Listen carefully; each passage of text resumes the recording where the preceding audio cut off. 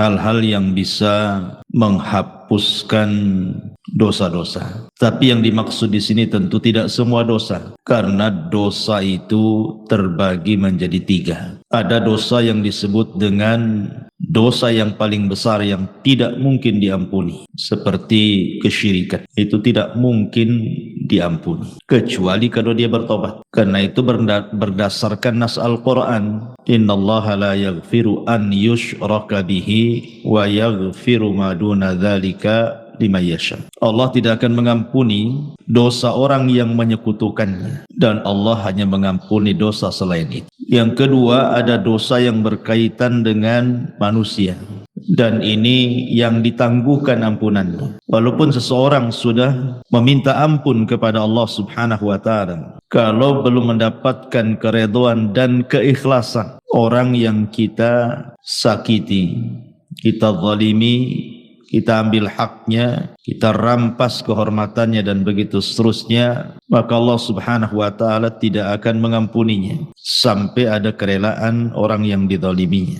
Dan kalau dia sampai mati dan tidak kunjung pula mendapatkan kerelaannya, maka nanti akan terjadi qisas pada hari kiamat. Kemudian yang ketiga, inilah dosa antara kita dengan Allah Subhanahu wa taala. Inilah yang kita akan bahas, adalah dosa-dosa yang berkaitan kita dengan Allah Subhanahu wa taala selain syirik ataupun dosa yang berkaitan dengan orang lain.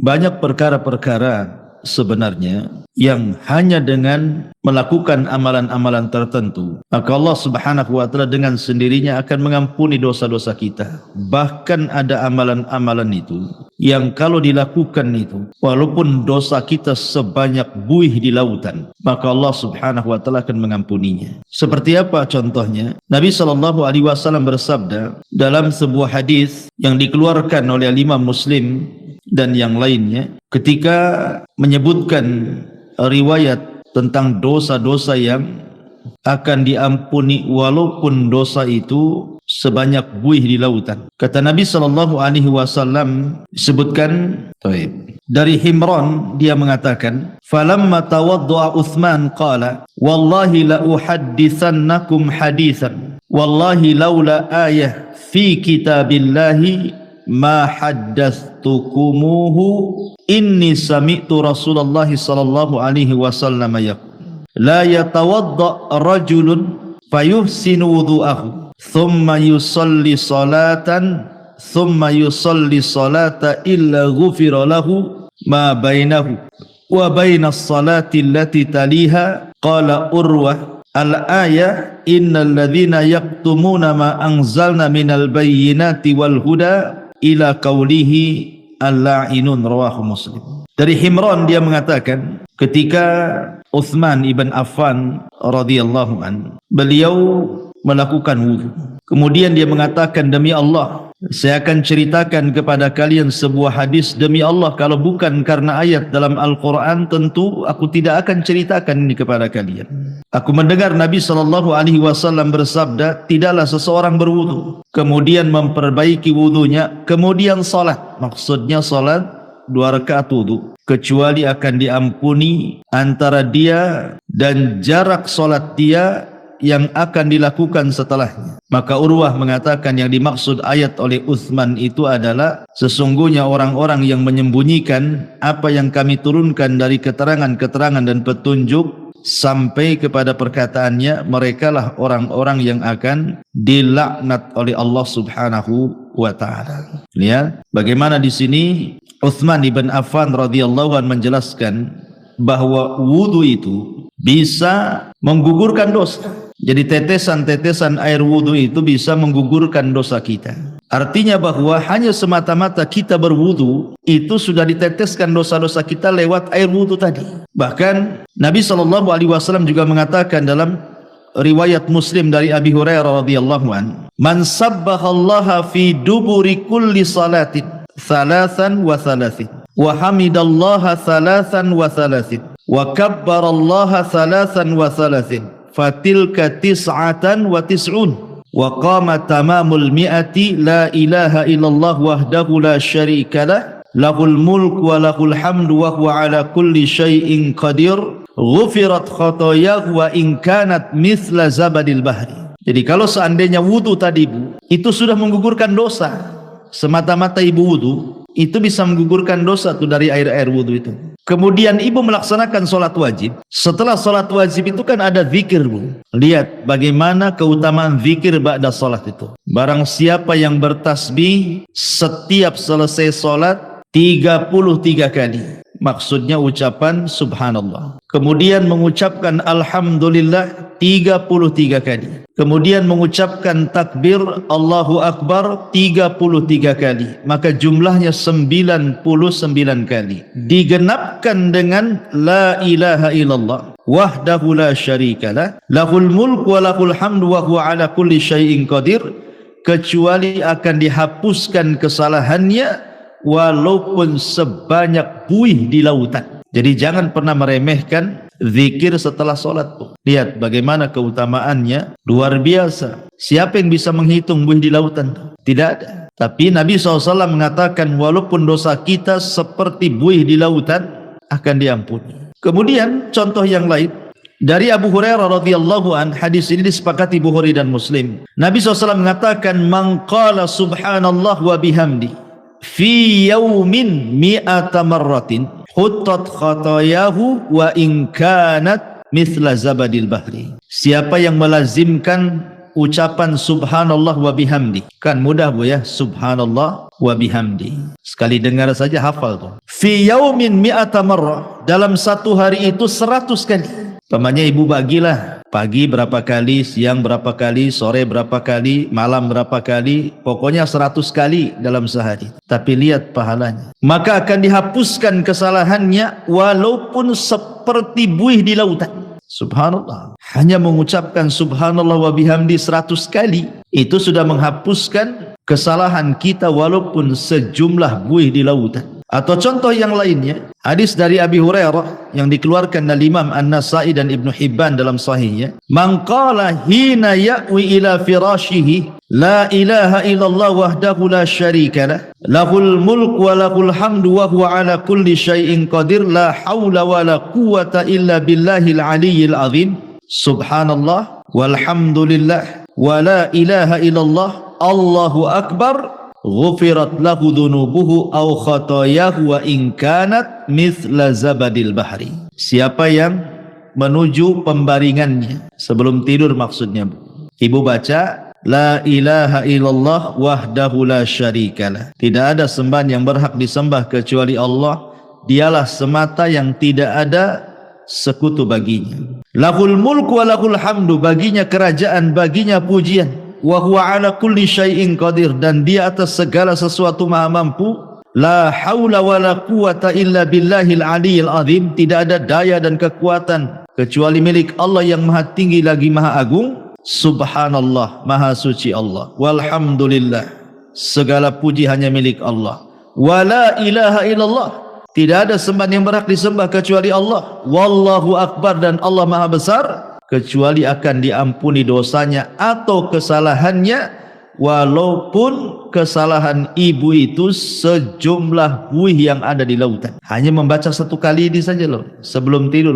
La ilaha illallah wahdahu la syarikalah lahul mulku wa lahul hamdu wa huwa ala kulli syai'in qadir la haula wa la quwata illa billahil aliyyil azim subhanallah walhamdulillah wa la ilaha illallah Allahu akbar.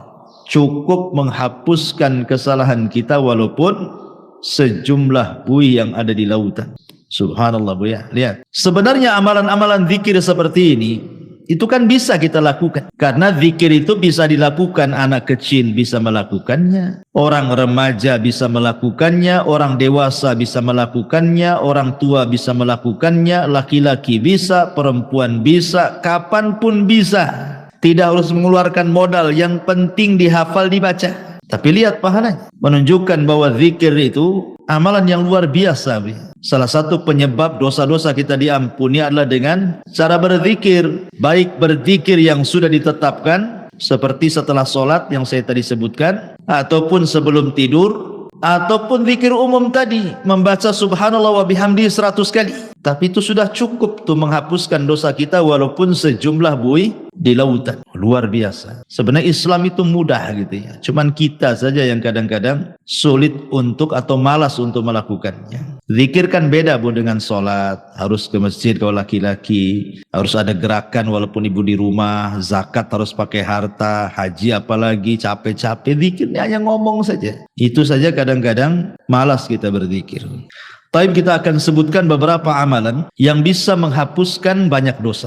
Yang pertama, bersolawat. Bersolawat kepada Nabi SAW. Dari Anas radhiyallahu an, Nabi SAW bersabda, "Man shalla alayya salatan wahidatan sallallahu biha asyra salawatin wa khutta anhu biha asyra sayyiatin wa rafa'ahu Allahu biha asyra darajat." Barang siapa yang bersalawat kepadaku satu kali, kata Rasulullah, maka Rasul akan bersalawat 10 kali kepada kita, dan kesalahan kita akan dihapus sebanyak 10 kesalahan, dan kita akan diangkat dengan 10 tingkatan. Hanya bersalawat saja Bu. Allahumma salli ala Sayyidina Muhammad, hanya ngomong begitu, maka Allah akan utus malaikat membawa salawat kita menuju mana? Malaikat akan datang ke kuburan Nabi, kemudian akan memberitahukan kepada Nabi kita bahwa ada di antara umatmu yang bersalawat kepadamu, maka Rasul akan bersalawat 10 kali kepada kita. Subhanallah, apalah sulitnya bersalawat sambil jalan dari sini pulang atau tadi dari rumah ke sini, Allahumma sholli ala Muhammad, kan gak ada susah. Biasakan, kalau bisa setiap ibu kaget itu yang dibaca. Karena saya di masyarakat itu aneh-aneh kalau orang kaget, apa pula yang diomongkan tuh. Ya, bahkan saya punya kawan tuh kalau kaget bilang jangkrik, kan sayang gitu.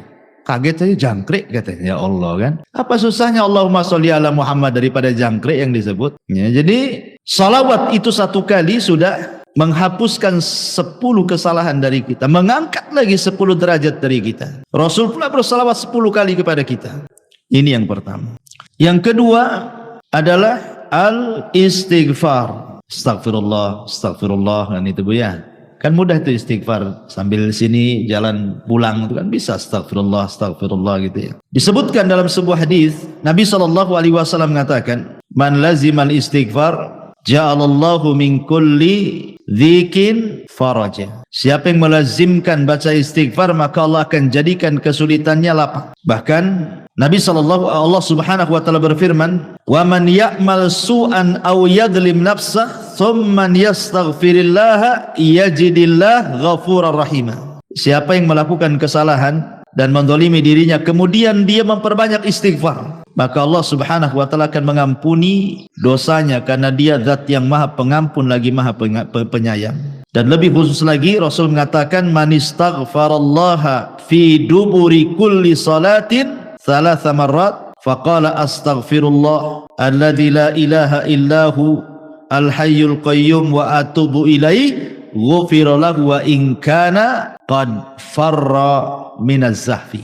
Barang siapa yang mengucapkan astaghfirullah setiap selesai salat 3 kali saja, astaghfirullah alladzi la ilaha illahu al-hayyul qayyum wa atubu ilaihi, maka Allah akan ampuni walaupun dia membawa dosa pernah lari dari pertempuran. Lari dari peperangan itu Bu, dosa besar. Nggak boleh orang lari dari peperangan itu, kecuali kalau musuhnya lebih banyak. Umpamanya lebih dari 3 orang, 1 melawan 3 orang, boleh lari. Tapi 1 melawan 2 orang nggak boleh lari. Sebab kalau lari dosa besar. Walaupun dia punya dosa besar, lari dari pertempuran, kalau dia istighfar 3 kali setelah sholat, Allah akan ampuni dosanya. Luar biasa. Ini yang kedua. Yang ketiga, salawatul khams, sholat 5 waktu. Dari Abu Hurairah radhiyallahu an, Nabi SAW bersabda yang dikeluarkan Imam Muslim, "As-salawatul khamsu wal jum'ati ilal jum'ati kafaratun lima bainahunna ma lam taghshal kabair." Salat 5 waktu dan Jumat ke Jumat adalah kafarah bagi dosa-dosanya selama dia tidak menenggelamkan diri dengan dosa besar. Sekarang ini Bu, melakukan dosa kecil itu mudah sekali. Kalau dulu mungkinlah ya melakukan dosa kecil tetapi agak sulit gitu ya. Tapi kalau sekarang ini hampir tiap hari kita melakukan dosa kecil Bu. Karena setiap kita ini punya handphone masalahnya. Terkadang di handphone itu kan nengok YouTube, nengok Facebook, nengok TikTok, ya kan. atau apalah gitu ya. Terkadang nengok aurat di situ, entah laki-laki entah perempuan, ya, yang di iklan-iklan lewat gitu kan. Kadang-kadang yang lewat di iklan itu kan nggak pakai jilbab juga tuh. Kadang-kadang ada yang lagi sepak bola gitu kan, di atas lutut celananya itu kan aurat laki-laki. Kadang terlihat laki-laki, terlihat aurat perempuan hampir setiap hari. Entah di iklan, entah di apa gitu kan. Itu kan termasuk dosa kecil. Maka kalau seseorang kemudian melanggengkan sholat 5 waktu, maka sholat dari duhur ke asar, asar ke maghrib, maghrib ke isya, isya ke subuh, subuh ke duhur, itu di antara selang waktu sholat wajib ke wajib berikutnya itu menghapuskan dosa. Bahkan di zaman Nabi ada seorang anak muda itu berkhalwat dengan seorang perempuan, tapi tidak melakukan zina, maksudnya zina benaran, hanya mungkin ya pegang-pegang, peluk-peluk, cium-cium gitu saja kan, tapi tidak sampai zina besar. Tapi di mata para sahabat, dosa yang seperti itu sudah dianggap dosa besar itu. Nyesel dia, datang dia kepada Nabi. Rasul, saya sudah melakukan dosa besar gitu. Kenapa? Kata Rasul, tadi saya berkhalwat dengan seorang perempuan begini, tapi tidak sampai melakukan zina besar, hanya berkhalwat saja. Kata Nabi SAW, hal shallaital asra ma'iya jama'atan, apakah tadi engkau sholat asar bersamaku jamaah? Kata anak muda ini, ya wahai Rasul. Apa kata Rasul? Idhab faqad ghafarallahu lak, pergi kamu, Allah sudah ampuni dosamu. Kenapa? Karena Allah mengatakan innal hasanat yudhibna sayyi'at, bahwa kebaikan-kebaikan itu bisa menghapuskan keburukan. Taib. Selanjutnya apa lagi? Sedekah. Dalam sebuah hadis yang dikeluarkan ataupun dari sahabat Hudzaifah bin Yaman, ketika Umar bin Khattab radhiyallahu an menanyakan kepada Hudzaifah soal fitnah yang akan terjadi di akhir zaman, maka kemudian adalah yang kemudian Hudzaifah bin Yaman mengatakan, ana sami'tuhu yaqul, aku mendengar Nabi SAW bersabda, kata Hudzaifah, fitnatur rajuli fi ahlihi wa malihi wa jarihi tukaffiruha as-salatu was-siyamu was-sadaqah. Fitnah seseorang dari keluarganya, dari hartanya, dari tetangganya itu bisa digugurkan dengan sholat, puasa dan sedekah. Jadi sedekah juga bisa menggugurkan dosa. Bahkan kalau seandainya sedekah itu dilakukan secara sirriyah, tidak terang-terangan Bu, yang tahu hanya ibu dengan Allah Subhanahu wa taala saja. Gimana caranya Ustaz? Sedekah sirriyah itu? Oh gampang. Sekarang kan di handphone itu sudah banyak tuh program SMS banking itu Bu ya. Kirim saja lewat SMS banking. Kemudian coret namanya kan. Gak nampak tuh pengirimnya dicoret, kan tidak ada yang tahu siapa pengirimnya. Sudah gitu saja, tinggal konfirmasi ya, jangan dikasih tahu konfirmasinya. Kalau udah tahu nomornya, tahu pula dia kan pakai nomor lain ya, jadi orang tak tahu yang dari sumbangan tuh. Makanya Nabi SAW mengatakan shadaqatus sir tudfi'u ghadaba rabb, bahwa sedekah yang tidak terang-terangan itu bisa menghilangkan kemurkaan Allah Subhanahu wa taala. Bahkan dalam riwayat tudfi'ul khati'ah kama yudfi'ul ma'un nara, bisa menghilangkan kesalahan seperti api bisa dipadamkan dengan air. Rawahu Tirmidzi. Jadi sedekah juga bisa menggugurkan dosa. Kemudian apalagi intidharus shalah. Intidharus shalah, menunggu waktu salat. Rindu rasanya ibu itu di rumah itu kapan duhur kok lama kali ya katanya. Nanti sudah sholat duhur kapan, asar ini kok lama kali, habis asar kapan nih maghrib ini kok lama kali. Ini terbalik, aduh udah duhur lagi katanya. Nanti asar cepat kali waktu ini, baru tadi itu sudah asar. Ah itu sholat jadi beban bagi dia tuh kalau ngomong kayak gitu tuh. Tapi kalau orang rindu menunggu sholat dan ingin sholat kembali, maka Nabi SAW mengatakan isbagul wudu fil makari wa i'malul aqdam ilal masajid wa intidharus salati ba'das salah yughassilul khataya ghuslan. Sempurnakan wudumu ketika engkau susah untuk berwudu, entah airnya dingin, kayak sekarang kan lagi hujan terus nih di Batam nih, perasaan greges terus kan Bu ya, dingin-dingin terus, apalagi datang subuh nengok air kayak nengok es gitu ya, tapi dipaksakan wudu. Nah, itu namanya menyempurnakan wudu. Gak suka nyentuh air pun tetap dia berwudu, ataupun melangkahkan kaki ke masjid, ataupun menunggu sholat setelah sholat, maka itu bisa mencuci kesalahan-kesalahannya. Hadis ini sahih ala syarti Muslim dan dikatakan oleh Syekh Albani sebagai hadis sahih. Jadi menunggu sholat ke sholat itu bisa menggugurkan dosa. Kemudian apalagi seseorang yang terkena penyakit ataupun seseorang yang dilanda kesulitan, kesedihan, masalah gitu ya. Kemudian dia sabar. Kata Nabi SAW dari hadis Aisyah radhiyallahu anha, "Ma min musibatin tusibul muslim illa kaffarallahu biha anhu hatta syaukata yusyakah." Rawahul Bukhari. Tidaklah sebuah musibah menimpa seorang muslim kecuali Allah Subhanahu wa taala akan jadikan itu kafarah bagi dia, penghapus dosa-dosanya. Sampai kepada duri yang menancap sekalipun kalau dia sabar. Umpamanya ibu nih jalan kaki dari sini, tiba-tiba kok ada lah yang nancap itu, entah tusuk sate gitu ya, atau mungkin duri tanaman. Kemudian ibu merasakan sakit, tapi ibu tidak ngeluh, ibu sabar gitu ya. Alhamdulillah, mudah-mudahan ini jadi penghapus dosa gitu ya. Itu bisa menghapuskan dosa tuh ya.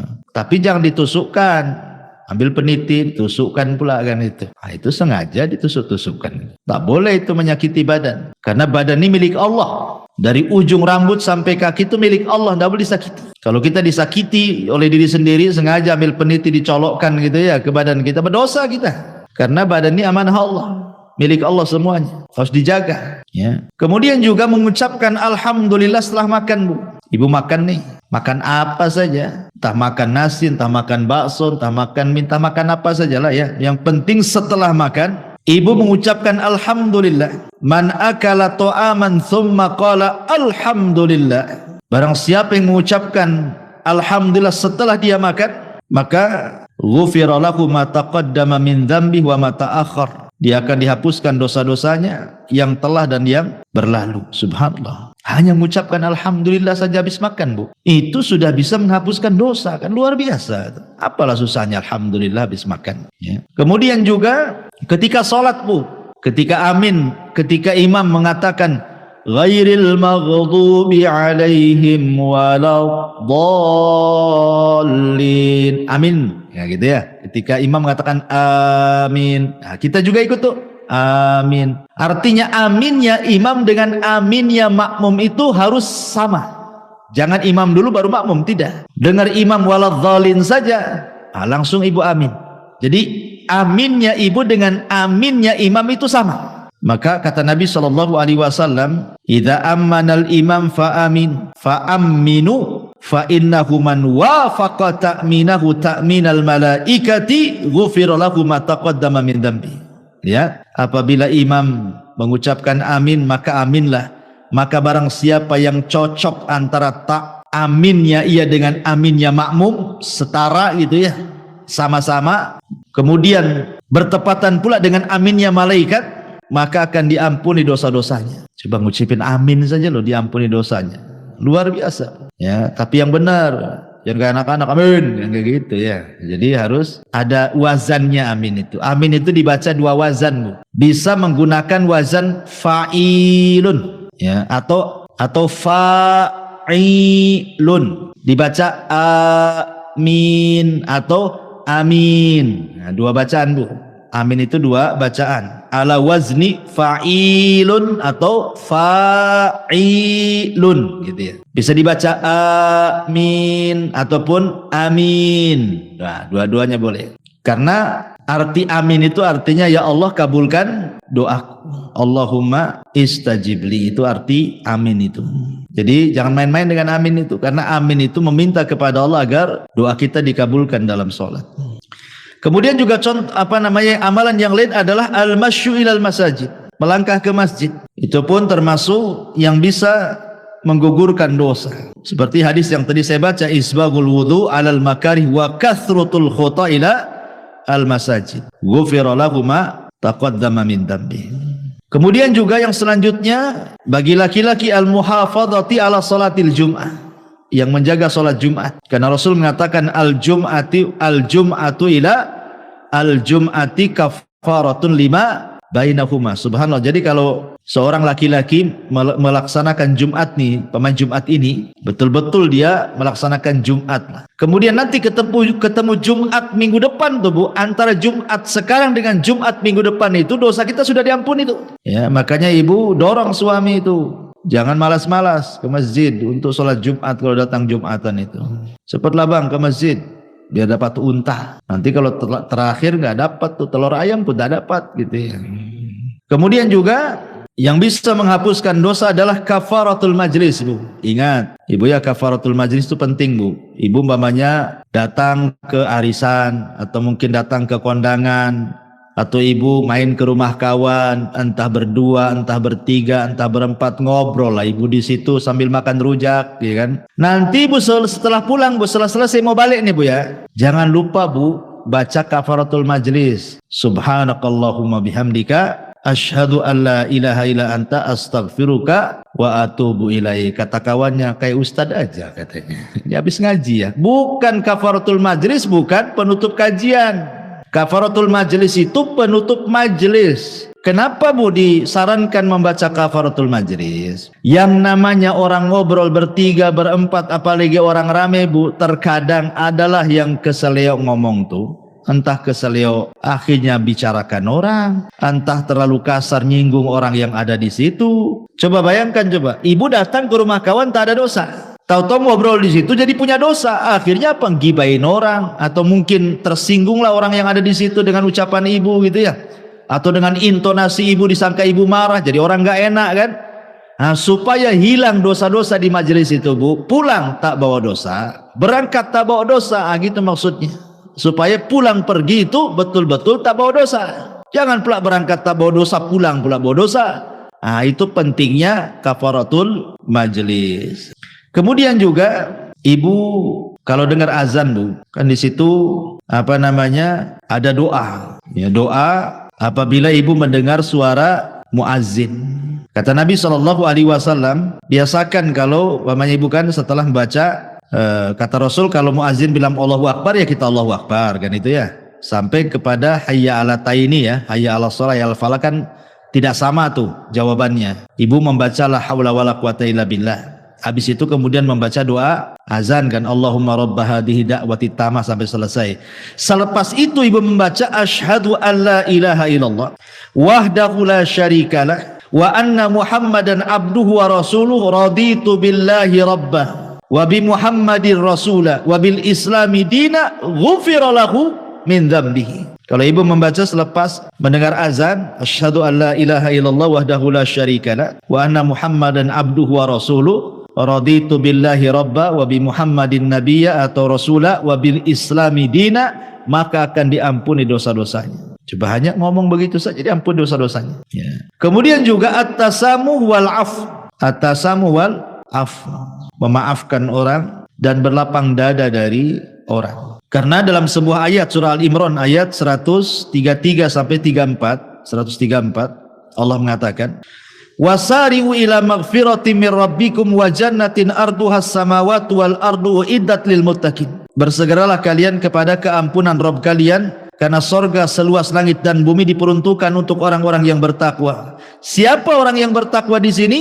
Alladzina yunfiquna fis sarra'i wadh-dharra wal kadhiminal ghaidh wal 'afina 'anil nas wallahu yuhibbul muhsinin. Orang yang bertakwa yang disediakan sorga seluas langit dan bumi itu, yang akan mendapatkan ampunan itu adalah orang-orang yang berinfak baik dalam kondisi senang ataupun susah, dan orang-orang yang menahan emosi dan mudah memaafkan manusia. Tahan emosi, kalau lagi marah tahan. Itu bisa menghapuskan dosa Bu. Jadi kalau ada orang yang nyakiti ibu, tiba-tiba ibu dimarahi orang, digibai orang, ya ibu manusiawi kan, pasti mau marah kan itu. Tapi ibu tahan-tahan marah.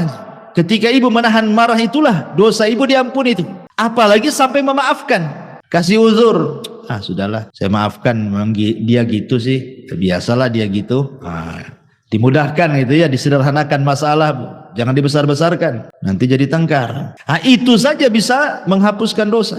Kemudian yang lain juga bacaan tahlil Bu, bacaan la ilaha illallah. Kata Nabi SAW, man qala la ilaha illallah wahdahu la syarika lahul mulku wa lahul hamdu wa huwa ala kulli syai'in qadir fi yaumin mi'ata marrah. Barang siapa yang mengucapkan la ilaha illallah wahdahu la syarika lahul mulku wa lahul hamdu wa huwa ala kulli syai'in qadir, dalam satu hari itu 100 kali Bu. Apa kata Rasul? Kanat adlu asyri riqabin wa kutibat lahu mi'atu hasanatin wa muhiyat anhu mi'atu sayyiatin.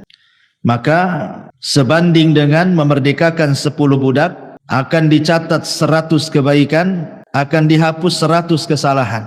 Masya Allah ya. Ibu merdekakan budak dari mana duitnya, Bu? Cukup membaca ini saja 100 kali sama dengan ibu merdekakan budak 10 budak. Cukup tidak dicatat lagi 100 kebaikan, cukup tidak dicatat lagi, dihapus lagi 100 kesalahan. Hanya ngomong begini, Bu ya, 100 kali. Ibarat kita infak gitu ya untuk memerdekakan. Harga budak tuh tak tahu sekarang berapa tuh ya.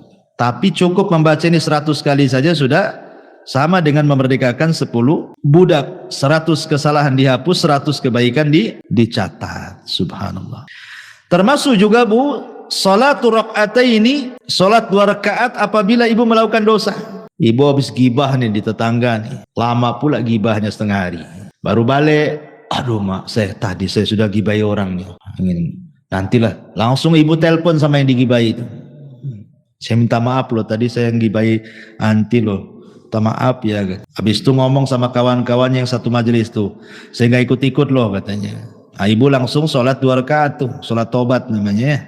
Maka kata Nabi SAW, ma min abdin aznaba dzamban fayuhsinu tuhur thumma yaqumu fayusalli rak'ataini thumma yastaghfirullah illa ghufiralah. Tidaklah seorang hamba melakukan dosa kemudian dia memperbaiki wudu, kemudian dia salat 2 rakaat salat taubat, bertobat kepada Allah, kecuali Allah akan ampuni itu dosa-dosanya ya. Kemudian juga yang bisa menghapuskan dosa adalah ittiba'us sayyi'ah al-hasanah, ikuti yang buruk dengan yang baik. Jadi kalau seandainya satu hari ini kita melakukan keburukan, maka buatlah satu hari ini juga melakukan kebaikan. Boleh jadi mungkin satu hari ini ibu tidak sadar marahi orang. Orang yang dimarahinya mungkin ya kita tidak tahu apakah dia menerima atau tidak gitu kan. Tapi mungkin ibu melakukan hal yang sama. Nah, buatlah kebaikan di situ juga. Kalau tadi marah-marah, sekarang ngomong yang baik-baik, yang santun-santun sama orang gitu ya.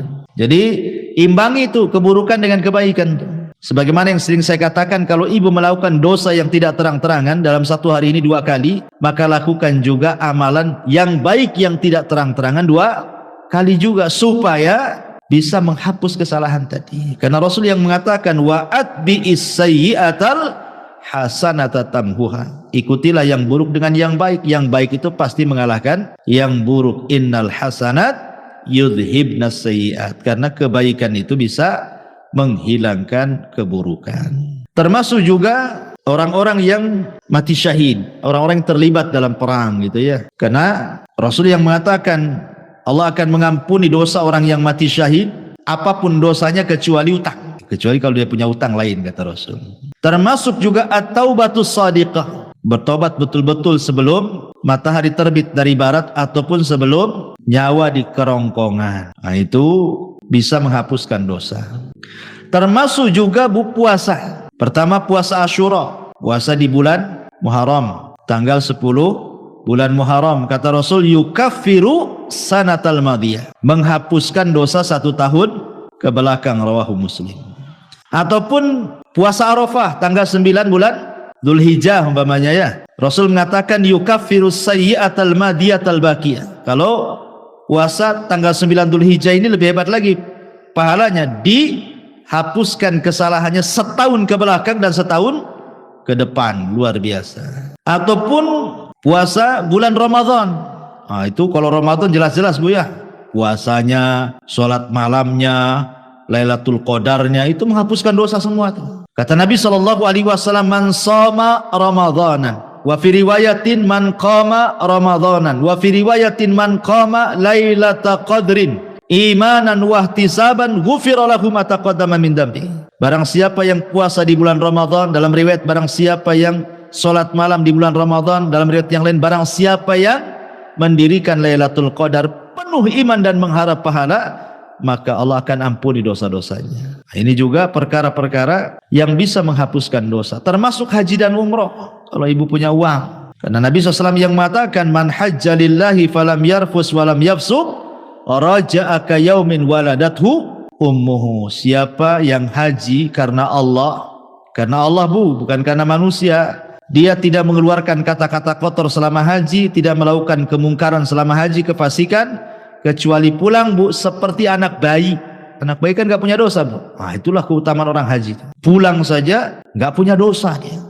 Begitu juga umroh. Al-umratu ilal umrati kafaratun lima bainahuma. Umroh satu ke umroh berikutnya itu setahun pamannya umroh nih.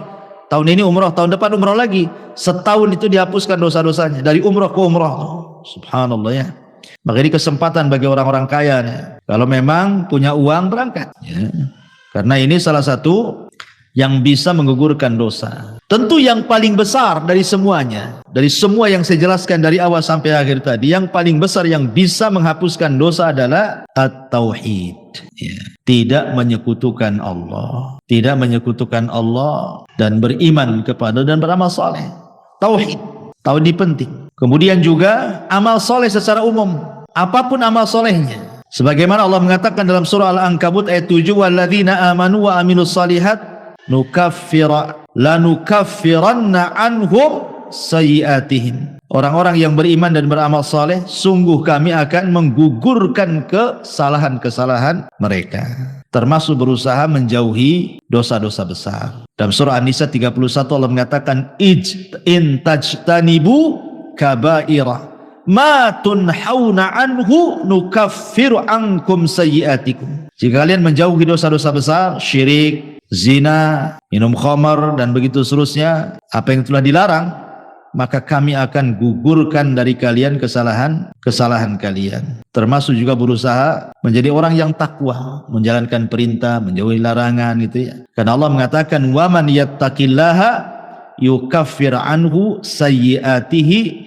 Barang siapa yang bertakwa kepada Allah, maka Allah akan hapuskan dosa-dosanya.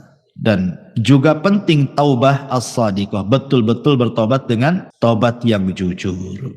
Tapi kalau seandainya ini berkaitan dengan dosa besar, maka ada tambahan, bukan hanya sekedar amalan-amalan yang saya tadi sebutkan. Kalau berkaitan dengan dosa besar, ada lagi tambahan. Pertama, ikhlas, niat ingin bertobat. Yang kedua, al-iqla', betul-betul melepas dosa dan meninggalkan. Yang ketiga, an-nadam, menyesal, kenapa saya melakukan dosa. Yang keempat, aqdul azmi, betul-betul berjanji tidak mungkin kembali ke dosa itu. Kemudian yang kelima, ikuti dosa yang sudah dilakukan dengan kebaikan supaya dosanya bisa terhapuskan. Dan kalau itu berkaitan dengan hak adami, hak-hak manusia, maka kembalikan. Pernah ngambil, balikin apa yang sudah diambil. Pernah zalimi, minta keridhoannya agar dimaafkan kezalimannya. Dan begitu seterusnya. Ma'asyiral muslimat yang dimuliakan Allah Azza wa Jalla. Adapun tentang keutamaan taubat sendiri, bertobat kepada Allah Azza wa Jalla. Yang pertama, taubat itu menjadi penyebab Allah itu suka dengan kita. Makanya ada doa, Allahumma ja'alni minat tawabina waj'alni minal mutatahhirin. Setiap kita habis wudhu itu kan, ya Allah jadikan aku termasuk orang-orang yang bertobat dan termasuk orang-orang yang bersuci. Setiap wudhu kita meminta kepada Allah seperti itu kan. Kenapa? Karena Allah mengatakan innallaha yuhibbu tawwabina wa yuhibbul mutatahhirin. Karena Allah suka dengan orang-orang yang tobat dan suka dengan orang-orang yang bersuci. Ya. Yang kedua, bahwa tobat itu menyebabkan Allah mengampuni kesalahan kita dan menerima amalan kita. Dengan tobat itu Allah akan memaafkan kesalahan kita dan menerima amalan kita. Yang ketiga, dengan tobat itu kita diselamatkan dari neraka dan dimasukkan ke dalam surga, dan itulah keberuntungan yang sebenarnya. Faman zuhziha 'anil nar wa udkhilal jannah faqad faz. Siapa yang dikeluarkan dari neraka dan dimasukkan ke dalam surga, itulah keberuntungan yang sesungguhnya. Termasuk penyebab seseorang mendapatkan rahmatnya. Orang yang suka tobat itu, maka akan datang rahmat Allah. Karena Allah mengatakan, Allah itu lebih senang dengan tobatnya seorang hamba dibandingkan seseorang yang safar ke padang pasir bawa unta dan semua perbekalannya di atas unta. Ketika dia tidur, minggat pula lah unta tuh, karena nggak diikat. Akhirnya orang ini temenung, matilah aku di padang pasir ini, tak ada minum, tak ada makan, tak ada unta katanya kan. Akhirnya dia cari sana sini nggak ketemu, sudah pasrah dia mau mati di padang pasir. Akhirnya dia pun tertidur. Ketika terbangun, untanya pula depan mukanya. Apa nggak senang, Bu? Tapi Rasul mengatakan Allah lebih senang kepada hamba yang bertobat dibandingkan orang ini yang mendapatkan unta dan perbekalan. Kenapa? Karena Allah itu akan mencurahkan rahmatnya kepada orang yang bertobat.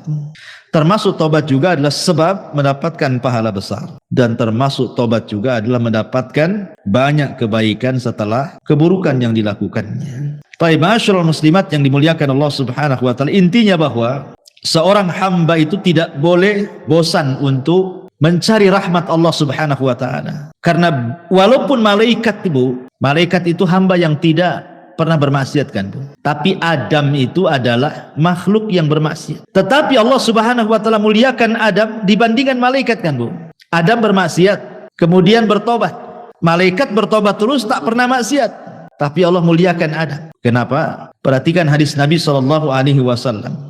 Kata Nabi sallallahu alaihi wasallam, "Walladzi nafsi biyadi, law lam tudhnibu la dhahaballahu bikum." Wala jaa biqaumin yudhnibun fayastaghfirunallaha fayaghfiru lahum. Demi zat yang jiwaku di tangannya, kata Rasul, seandainya kalian tidak melakukan dosa seperti malaikat, anggaplah kalian seperti malaikat, tidak punya dosa, tidak pernah melakukan dosa, tentu Allah akan binasakan kalian semua, dan akan didatangkan sebuah kaum yang berdosa kemudian minta ampun kepada Allah, Allah pun ampuni dia. Kenapa? Karena Allah suka dengan orang yang bertobat.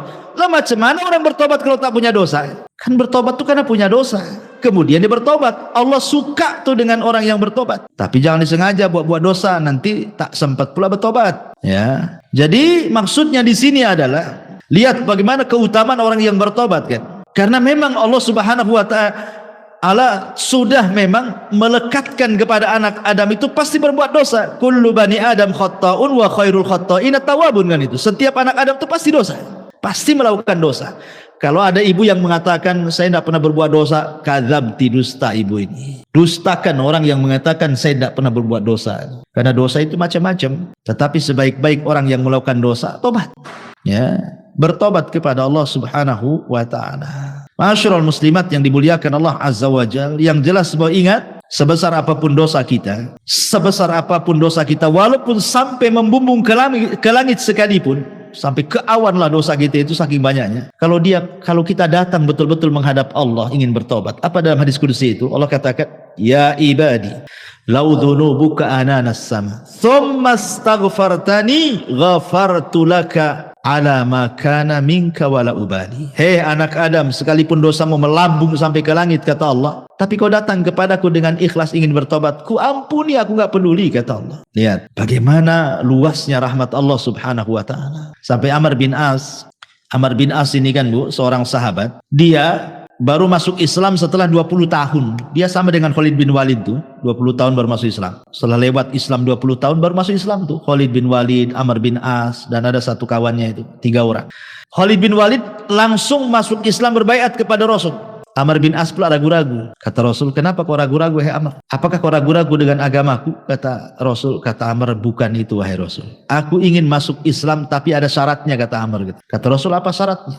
Begini Rasul, kau tahu apa yang sudah kulakukan kepadamu dan sahabatmu. Sampai ketika kaum muslimin hijrah ke Habasyah juga, Amr bin As yang melobi Najasyi untuk memulangkan. Kau sudah tahu dosaku banyak wahai Rasul. Saya siap masuk Islam. Pertanyaannya, aku minta syarat. Kata Rasul, apa syaratnya? Seandainya aku masuk Islam, maukah kau berdoa kepada Allah agar dosa-dosa yang selama ini kulakukan kepadamu dan sahabat-sahabatmu Allah ampuni? Rasul pun tersenyum dan mengatakan, ya Amr, innal Islam yahjubu ma qabla. Amr, Islam itu menghapuskan dosa-dosa sebelum Islam. Sebagaimana taubat itu tahjubu ma qabla, menghapuskan dosa-dosa sebelum taubat. Artinya nikmat Allah, rahmat Allah itu luas. Di zaman Bani Israel ada 99 orang dibantai oleh preman, tapi dapat hidayah. Preman ini ingin bertobat. Datang dia kepada seorang rahib, jahil pula rahib ini. Rahib, Pak Pendeta, saya ingin masuk bertobat nih, saya sudah membunuh 99 jiwa nih, macam mana cara nebusnya nih? Kata pendeta itu, oh nggak bisa, kau dosamu udah banyak. Satu orang kau bunuh saja besar, 99 pula kau bunuh,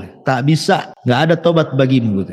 Marah dia, dibantai pula tuh si rahib itu. Kenapa 100 jiwa dia bantai? Tapi dia tidak putus asa ingin bertobat. Ketemulah seorang alim memang ahli ilmu gitu ya, bertanya, ada nggak tobat? Saya sudah membunuh 100 jiwa, yang terakhir seorang rahib ku bantai gitu. Akhirnya kata sang alim nih, ada, tapi kau harus datang ke perkampungan. Kampung itu semua orang alim, orang soleh, orang baik.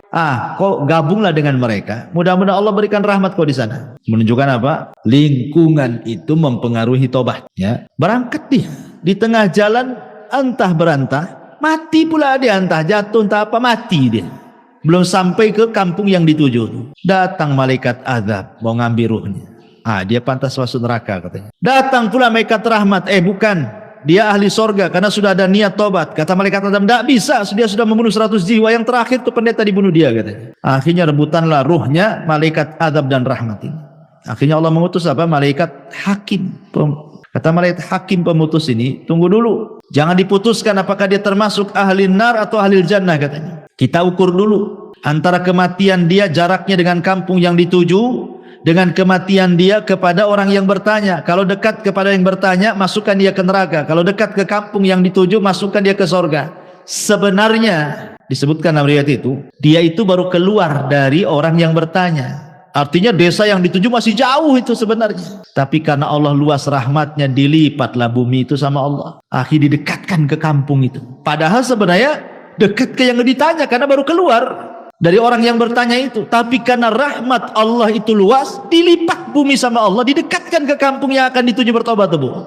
Subhanallah. Itulah kenapa Allah mengatakan inna rahmati taghlibu ghadabi. Rahmatku mengalahkan kemurkaanku. Allah lebih sayang. Ya, karena sudah ada niat tobat, dilipat bumi, dekatkan pula ke kampung bertobat. Masuklah dia ke dalam sorga. Itu menunjukkan apa? Jangan putus asa dari rahmat Allah Azza wa Jalla. La taqnatu min rahmatillah, innallaha yaghfiru dzunuba jami'a. Jangan pernah putus asa dari rahmat Allah, karena Allah itu mengampuni semua dosa, sebesar apapun dosa, hatta syirik sekalipun. Anggaplah syirik sekalipun. Tapi kalau dia ingin bertobat kepada Allah Subhanahu wa taala, enggak ada mustahil. Allah itu Ghafurur Rahim. Allah itu Maha menerima tobat siapapun, dan harus yakin, ya, rahmat Allah itu luas. Rahmat Allah itu seluas-luasnya, sampai ada seorang anak muda di zaman Bani Israel, tidak pernah melakukan dosa, 70 tahun. Mana ada zaman sekarang anak muda nggak melakukan dosa? Yang ada gemar melakukan dosa.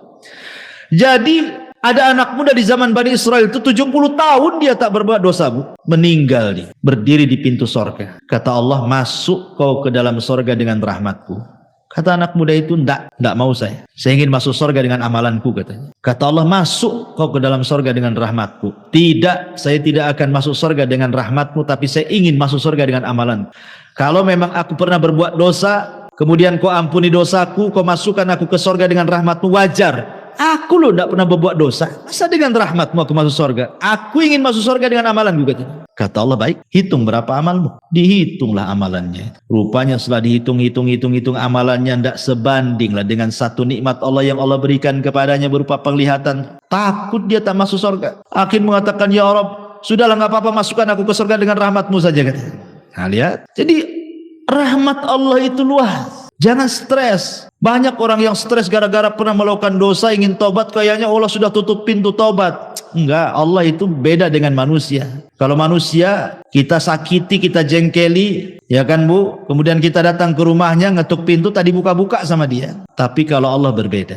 Kalau kita hari-hari mengetuk pintu langit, minta ampun kepada Allah, Allah lah setiap hari loh, sepertiga malam akhir loh, menawarkan ampunannya kepada kita.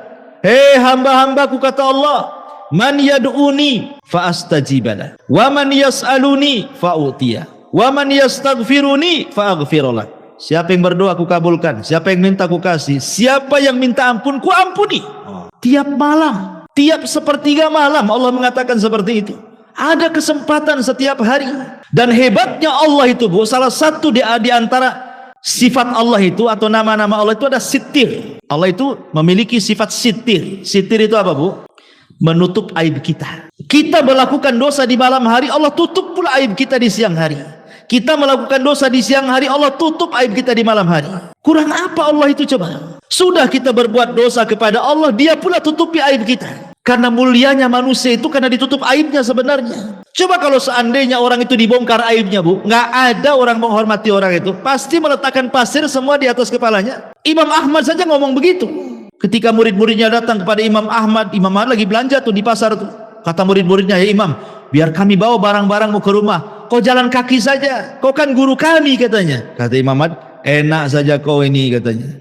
"Kau kan nggak tahu aibku saja," kata Imam Ahmad. "Kalau kau tahu aibku, Allah bongkar aibku, pasti kau letakkan pasti di atas kepalaku. Aku dihormati itu karena Allah tutup aibku," katanya. Semua manusia, mau ustadznya, mau santrinya, mau awamnya, mau menterinya, mau presidennya, mau siapapun manusia di dunia ini, Bu, kalau sempat Allah bongkar aibnya, nggak ada manusia itu dihormati sama sekali. Jangankan itu, gara-gara ngomong satu kali kepleset, Bu, yang tadinya ditokohkan, dibanggakan, dipuji, ngomong pula di YouTube salah, kepleset, menghina anu, menghina ini, dia dibully sama netizen, habislah dia, Bu.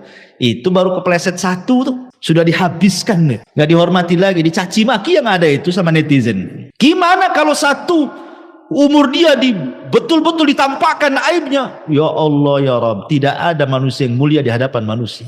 Bersyukur kita punya Allah itu maha sitir. Ya, sudah kita berbuat dosa, Allah tutup pula. Alhamdulillah. Dan habis itu Allah kasih pula peluang kita bertobat. Enak, Bu. Kalau ibu buat salah sama saya, Bu, ibu minta maaf, paling jawaban saya, nantilah tengoklah. Kalau pantas dimaafkan, saya maafkan. Kalau tak pantas, ya tak saya maafkan. Nah itu kalau kita tuh. Kalau tidak, sudah kita berbuat salah sama Allah, Allah tutup aib kita, Allah kasih pula peluang tobat. Masya Allah. Allah itu Rahim, Rahman, Ghafur, ya, Latif. Luar biasa nama-nama Allah subhanahu wa ta'ala.